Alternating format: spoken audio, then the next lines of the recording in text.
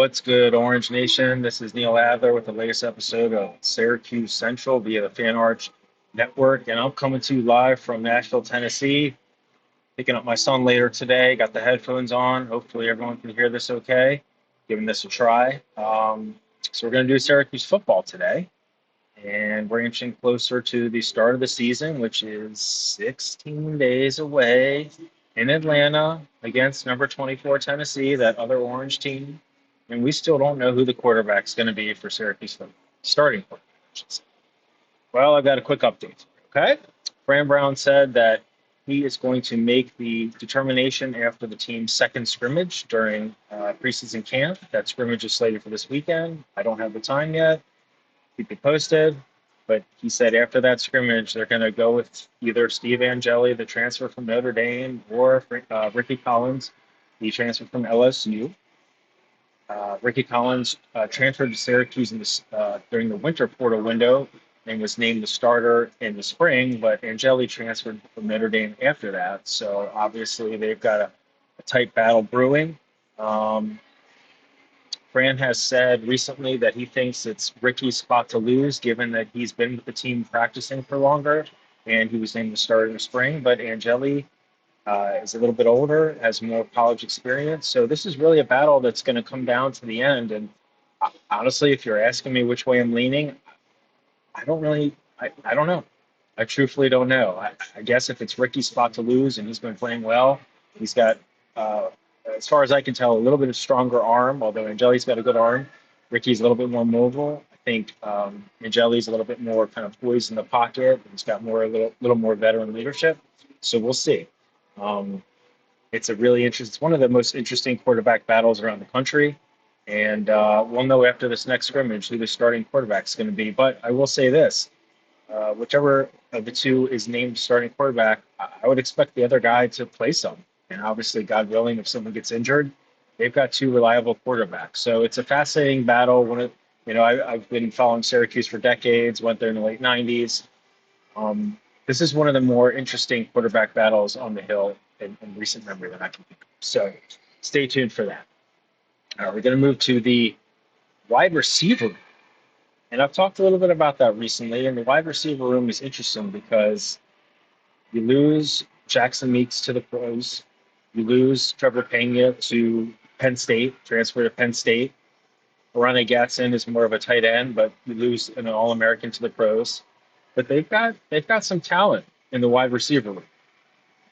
And I think that two of the main starters are going to be Jonte Cook, a transfer from Texas, as well as Daryl Gill, who was the leading receiver from last year in terms of production from a guy who's coming back.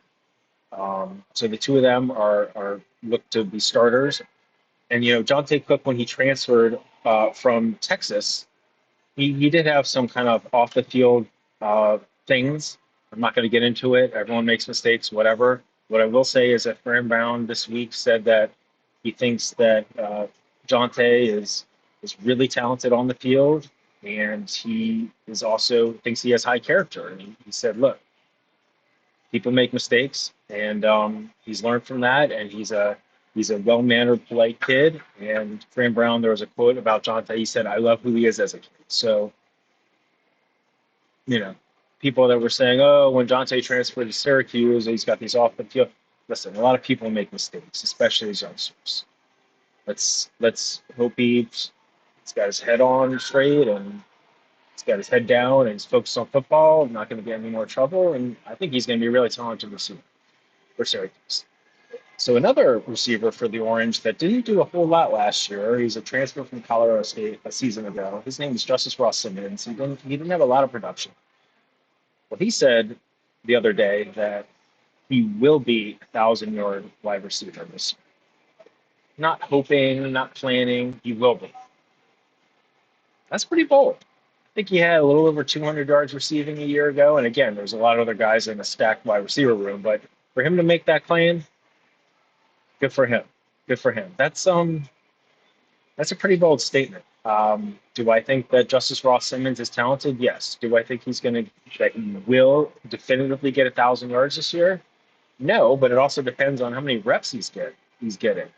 We'll have to see what the depth chart looks like and how often he's on the field and all those things. He's healthy, etc. But hey, listen, I like the confidence. But the wide receiver room, even though they lost some guys, is still pretty looking good. You've got Cook, you've got Justice Ross Simmons, Daryl Gill, as I mentioned. You've got Amari Hatcher. You've got two younger guys, Emmanuel Ross, Jalen Hornsby. They've got some nice pieces in the wide receiver. So moving on to that, we're going to stick with obviously Syracuse football. And hold on here. I'm just giving you the wrong slide. All right. So we're going to go to projecting the depth chart for this year. And the full depth chart hasn't been given. It might not necessarily be given until, the week of the Tennessee game later this month. But we've got some inklings about different position groups and where they stand. So I'm just going to run through this a little bit, okay? Obviously, at quarterback, it's going to be Steve Angeli or Ricky Collins Jr. We don't know who. If I had to give a prognostication, I think Collins maybe has a little bit of the edge just because he's been with the team longer practicing, but it wouldn't surprise me either way. Okay, so at running back, getting ahead of myself. At running back, you've got Yasan Willis and Will Nixon as the two likely tandem starters. I think Willis is in line to maybe be running back number one. Will Nixon, I think, is right there with him, though, as far as I can tell, when you get plenty of reps. But those are the two main guys at running back. At wide receiver, we've talked about this, but I think we got Jonte Cook and Daryl Gill starting. The third wide receiver spot, Justice Ross Simmons, Jalen Hornsby, Emmanuel Ross, and Amari Hatcher, they're all kind of in line. We'll see how that all shakes out. Hatcher has definitely been with the program longer. He's a deep threat. I could see him getting that third spot. I could see Ross Simmons getting that third spot. And Hornsby and Ross are younger guys, both have talent. I believe both preserved their red shirts last year, so they've got plenty of years left. So we'll see. But the wide receiver room looks good. Tight end, Dan Villari all the way. Jamie Tremble has been battling some spasms in one of his legs, but it's not anything serious. Syracuse coaches say, but Villari is still the guy, and we'll see how many reps Jamie Tremble gets this year. But he's a four-star prospect that has tons of promise in teaching. The offensive line, TBD in terms of the starters, in my opinion. Looking on defense. I think that the interior part of the defensive line is still TBD. I think on the edge, you've got guys like David Reese, a transfer from California, Dennis Jacquez Jr. Are in the mix. Linebacker, you've got Derek McDonald, who I think is going to be one of the leaders of this team, and I think he's going to start alongside a transfer from South Dakota by the name of Gary Bryant III. And then the secondary, it's a secondary that it has a lot of youth, I'll give it that, but it's got some talent. And you've got guys returning like Devin Grant and Deuce Chestnut looking to be safeties again. Cornerback-wise, Davion Kerr, who I believe is a sophomore, is going to be one of the starting cornerbacks, Fran Brown said this week. And then you've also got Chris Peel, the transfer from Georgia, and Demetrius Salem Jr., the true freshman who looks to get reps both on offense as a wide receiver and in the secondary on defense. And he was recently named one of the top 10 freshmen to watch by ESPN, and I think he's going to get a lot of reps. Certainly on the defensive side, we'll see about the offensive side, and he could be a starting quarterback. Absolutely. And the special teams, you've got Jack Stonehouse, who's been an all-ACC punter the last 2 years. He will obviously be the starting punter. And then the kicking game, which was struggling a lot last year, it's a competition between Trip Woody and Jaden O. I honestly have no clue which way they're going to go. But hopefully they're both going to be a little more reliable this year.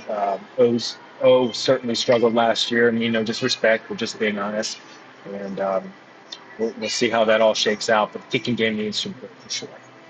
Okay, we're going to flip to our last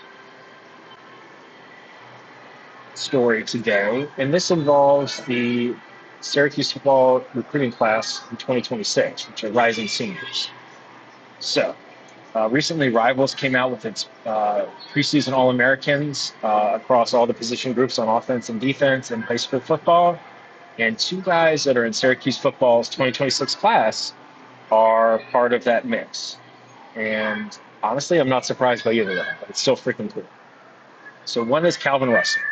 He is a five-star wide receiver and a top 25 national prospect, and he's been named an All-American at wide receiver. Duh. Um, he goes to Miami Northwestern senior high school. They won a state championship last year. They look to repeat as a state champ this year. He committed to Syracuse in early July on his birthday over Michigan, Oregon, and Florida State. Schools continue to try to flip him, whatever. He is super close with Fran Brown. His family's super close with Fran Brown. He is just a dynamic wide receiver. Max Preps recently named him the number 2 wide receiver in all of high school football this year, regardless of class. Not just in 2026, any class, number 2 overall. And I expect him to sign during the early signing period in December. I've been told he's also playing for Syracuse basketball, at least this first year, to give it a shot. And he could enroll at SU in December. Oh boy, I haven't had enough coffee today. December, in January of 2026. And the other guy that was named to the preseason All-American team from Rivals is a punter by the name of Jimmy Gregg. And that's super cool. Jimmy Gregg is part of Syracuse's 2026 class. He committed to Syracuse in mid-June, I believe. He's from West Virginia, goes to the University High School in Morgantown, West Virginia. He is the number 1 punter in the country, according to several recruiting services. He's a 3-star overall prospect. And I think he averaged around 43 yards per punt last year and had like 20 down punts inside the 20-yard line, which is pretty insane. So he was named to that All-American team. He had offers from, let me just look up, he had offers from like, let's see, West Virginia, NC State, Purdue, some other high majors, but he chose Syracuse. He's spoken very highly of Fran Brown and the staff. Syracuse is definitely making a concerted effort to continue to be strong in the punting unit and improve in the kicking game. And look for Jimmy Gregg and Calvin Russell both to have excellent senior years in high school and then head to the hill basically 1 year from now. All right, that's going to be our show today. Hope you enjoyed it. We'll be back again tomorrow talking either Syracuse football or basketball. Hope you're enjoying the episode so far. And this is Neil Adler from Nashville, Tennessee, a host of the Syracuse Central show via FanArch. I appreciate you watching all. Take care, and I'll talk to you tomorrow. Be well, friends.